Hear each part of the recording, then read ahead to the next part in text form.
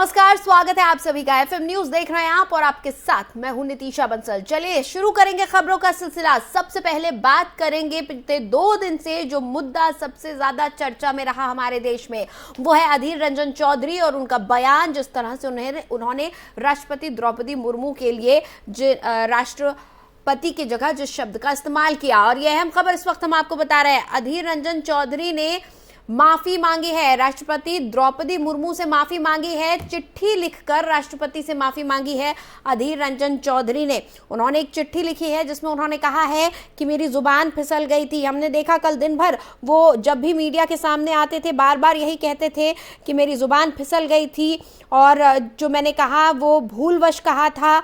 इस तरह की बातें वो कल कह रहे थे कि मुझसे चूक हो गई और आज उन्होंने चिट्ठी लिखकर राष्ट्रपति से माफी मांगी है।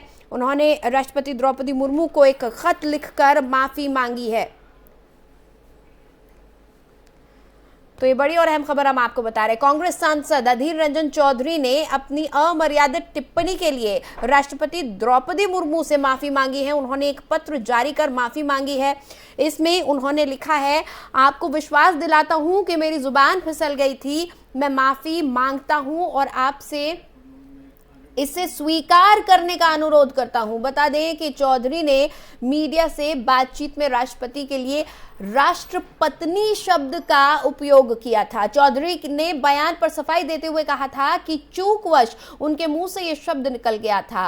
वहीं बीजेपी ने इसे कांग्रेस नेता की तरफ से जानबूझकर राष्ट्रपति का किया गया अपमान करार दिया। बीजेपी ने कांग्रेस अध्यक्ष सोनिया गांधी से इसके लिए देश व राष्ट्रपति से माफी मांगने की मांग की। इसको लेकर लगातार सड़क से लेकर संसद में विवाद हुआ है। बीजेपी ने आरोप लगाया कि सोनिया गांधी ने उनके नेताओं को धमकाया।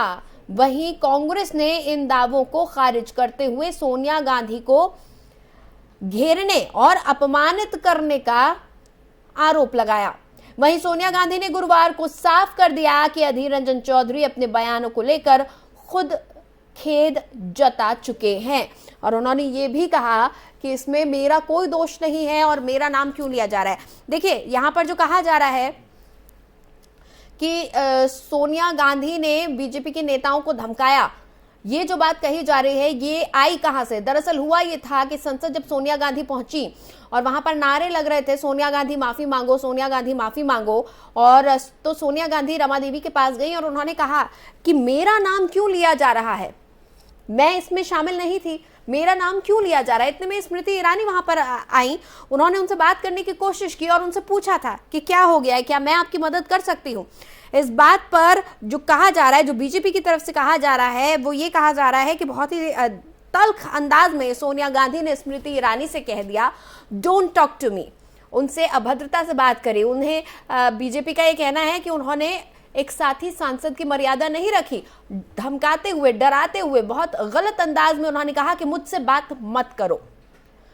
तो तमाम कल आरोपों का दौर चलता रहा। सारे दिन हमने देखा क्या कुछ हुआ। अधीर रंजन चौधरी बार बार कहते रहे कि उनसे चूक हुई है, उनकी हिंदी कमजोर है, इसलिए गलती से उन्होंने राष्ट्रपति की जगह राष्ट्रपत्नी कह दिया। और आज उन्होंने खत लिखकर माफी मांगी है जिसमें उन्होंने राष्ट्रपति से अनुरोध किया है कि मेरी माफी को आप स्वीकार करें और मैंने चूकवश कहा था, मेरी जबान फिसल गई थी। इसी खबर पर बातचीत के लिए हमारे साथ खेमचंद्र जी जुड़ गए हैं बीजेपी से, उनसे हम बात करेंगे। सर, स्वागत है आपका एफएम न्यूज पर। जी धन्यवाद, नमस्ते। सर, लगातार हम देख रहे थे कि बीजेपी कह रही थी माफी मांगो माफी मांगो। आज आखिरकार लिखित में माफी मांग ली है अधीर रंजन चौधरी। उन्होंने खत लिखकर राष्ट्रपति महोदया से माफी मांगी है।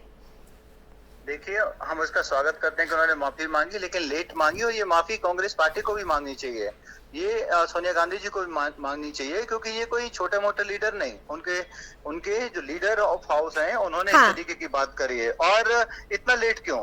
2 सेकंड बाद ही जो पत्रकार जिनको बाइट दे रहे थे उन्होंने कह दिया उनको कि आप सही शब्द का उपयोग नहीं कर रहे हैं, गलत शब्द का उपयोग कर रहे हैं। तो क्यों उन्होंने इतना इंतजार किया? क्यों उन्होंने पहले माफी नहीं मांग ली? क्यों मीडिया के सामने आके उन्होंने एक्सेप्ट नहीं कर लिया कि उन्होंने गलत कहा है, गलत बात रखी है? ये तो उन्होंने कहा था ना कि मैंने गलत कहा, मुझसे चूक हो गई, ये उन्होंने कहा, लेकिन ये भी कहा कि मैंने गलत कहा, ये तो माना था उन्होंने। तो तो ये तो उनको मानना चाहिए था ना। हाँ। तो इसका नहीं मानने का मतलब है कि वो इंटेंशनली चाहते थे कि हंगामा हो। हाँ। वो चाहते थे कि भारतीय जनता पार्टी इस इशू को उठाए, और भारतीय जनता पार्टी तो राष्ट्रवादी पार्टी है, अगर राष्ट्र का अपमान करेंगे तो भारतीय जनता पार्टी इस इशू को उठाएगी। नहीं तो इसको ये उठाने क्या से दिखाता है? नहीं, कांग्रेस ऐसा क्यों चाहेगी सर कि बीजेपी को एक मुद्दा और मिल जाए?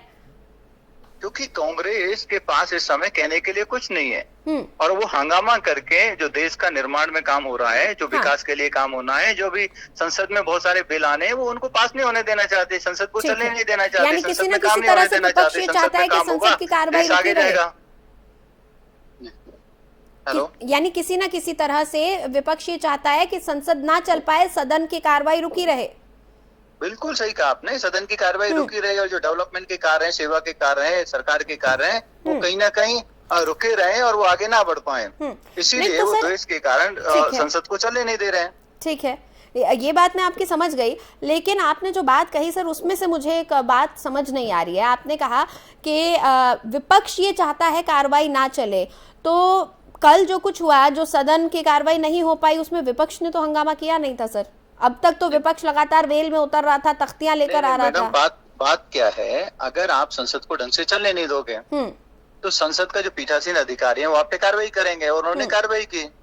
और आप विपक्ष के नेताओं को आपने देखा होगा किस तरीके से संसद के परिसर में वो धरना दे रहे हैं। दूसरा, अगर आप गलत बयानी करोगे, उस पर माफी नहीं मांगोगे, देश से माफी नहीं मांगोगे, आपकी पार्टी उस पर माफी नहीं मांगेगी, बल्कि उसको जस्टिफाई करने की कोशिश करेंगे, तो इसका मतलब क्या हुआ कि आप खुद से नहीं चाहते कि संसद चले। ऐसा तो पॉसिबल नहीं है कि आप महामहिम राष्ट्रपति की बेइज्जती करो, उनका अपमान करो, और जो भारतीय जनता पार्टी वो हाथ पे हाथ रख के बैठे रहे। भारतीय जनता पार्टी महामहिम का अपमान नहीं सहन कर सकती। भारतीय जनता पार्टी 50% देश की जो आबादी है महिलाओं की, उसका अपमान नहीं सहन कर सकती।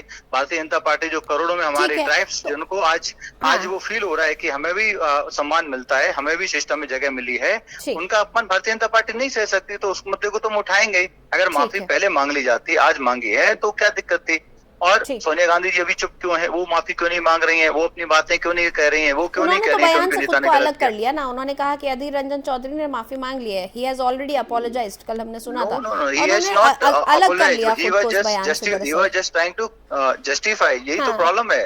और सोनिया जी ये कहने की बजाय कि भाई हमसे गलती हुई है, हम इसके लिए माफी मांगते हैं देश से, तो क्या दिक्कत है? इससे तो उनका स्टेचर ऊपर ही होता। बट ये इंटेंशनली चाहते हैं कि मुद्दा ड्रैग हो और संसद ना चले। ठीक है सर, बहुत बहुत शुक्रिया हमसे बात करने के लिए। Thank you. जैन। तो बीजेपी कह रही है देर आए दुरुस्त आए, अधीर रंजन चौधरी ने माफी मांग ली, लेकिन हालांकि उन्होंने काफी देर कर दी, और अभी सोनिया गांधी को भी माफी मांगनी चाहिए, कांग्रेस पार्टी को माफी मांगनी चाहिए, क्योंकि अधीर रंजन चौधरी जो है कोई छोटे मोटे नेता नहीं है, उनका कद काफी बड़ा है, एलओपी है वो, और ऐसे में अगर एलओपी इस तरह की गलती करता है तो ये अक्षम्य है।